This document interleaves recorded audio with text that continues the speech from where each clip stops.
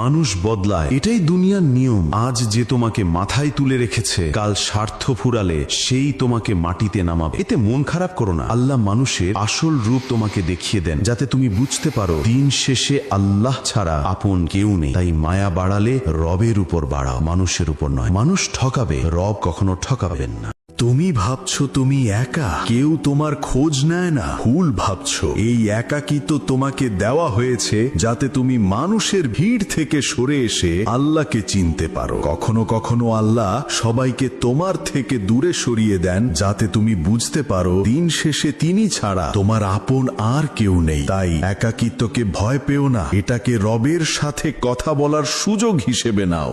মানুষকে মাফ করে দাও, তারা ভুল করেছে বলে নয়, বরং তুমি শান্তিতে থাকতে চাও বলে। হৃদয়ে ঘৃণা পুষে রাখলে সেটা তোমাকেই কুড়ে কুড়ে খাবে। আল্লাহর কাছে বিচার দিয়ে ব্যাপারটাকে ভুলে যাও। মনে রেখো, তুমি যখন অন্যকে মাফ করে দেবে আসমানওয়ালা তখন তোমার গুনাহগুলোকে মাফ করে দেওয়ার উসিলা খুঁজবেন।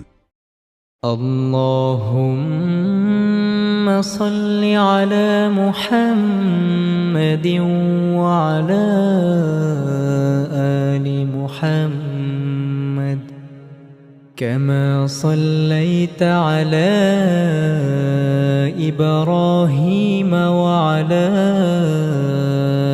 آل إبراهيم إنك حميد مجيد اللهم بارك على محمد وعلى آل محمد كما باركت على إبراهيم وعلى آل إبراهيم إنك حميد مجيد